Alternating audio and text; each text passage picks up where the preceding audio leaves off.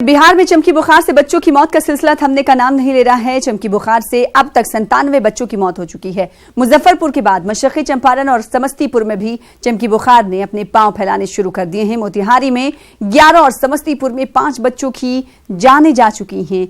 SKMCH में मरकजी वजीर सेहत की मौजूदगी में 2 मासूमों ने दम तोड़ दिया। इसके बाद SKMCH में 4 मजीद बच्चों ने दम तोड़ा। 24 घंटे में SKMCH में 12 और केजरीवाल में 3 बच्चों की मौत हो चुकी है।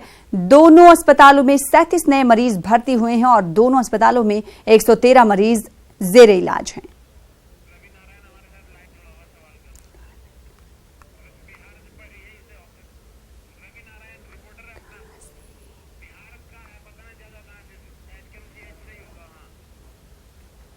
तो इस सिलसिले में मजीद बातचीत करेंगे। बिहार में कहर इसका ज्यादा देखा जा रहा है। हमने देखा है कि अमवात का सिलसिला लगातार बढ़ता जा रहा है। हमारे साथ रवि नारायण जुड़ चुके हैं, हमारे नुमाइंदे। रवि नारायण, हमने देखा कि लगातार अमवात का सिलसिला बढ़ता जा रहा है। वहीं वजीर सेहत जाते हैं और वो दौरा करते हैं, लेकिन उन सहूलियात की कमी जो है उसको पूर्ण नहीं किया जाता और लगातार ये आंकड़े बढ़ते जा रहे हैं।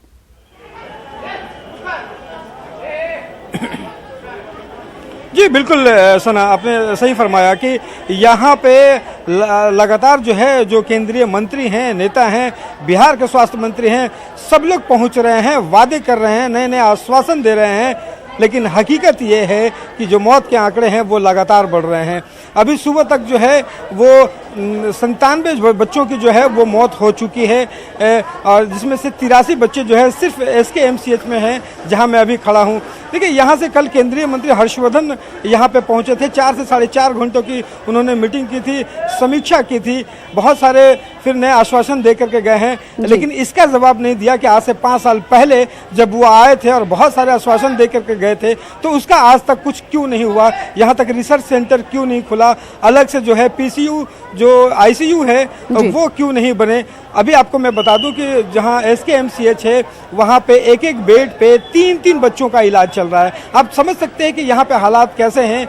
डॉक्टर्स यहाँ पे वो मेहनत कर रहे हैं, लेकिन उनका कहना है कि जो संसाधन है, जो इंफ्रास्ट्रक्चर है, हम उसी में काम कर सकते हैं, इससे ज़्यादा बेड हमारे पास है नहीं। तो यहाँ पे परेशानी वो सबसे ज़्यादा है। दूसरी अगर बात करूँ कि आज SKMCH में ऐसे हालात में भी आज यहाँ पे हड़ताल है, और हड़ताल के अगर आपको नज़ारे दिखाऊँ तो ये देखिए OPD है, और OPD पूरी तरह से तालेबंदी की गई है। यहाँ से ताले बंद हैं। जो लोग हैं यहाँ पे, महिलाएं हैं, बच्चे हैं, यहाँ पे अपने छोटे छोटे बच्चों को लेकर के यहाँ पे पहुँचे हैं अपने इलाज कराने के लिए, लेकिन यहाँ पे तालेबंदी कर दी गई है।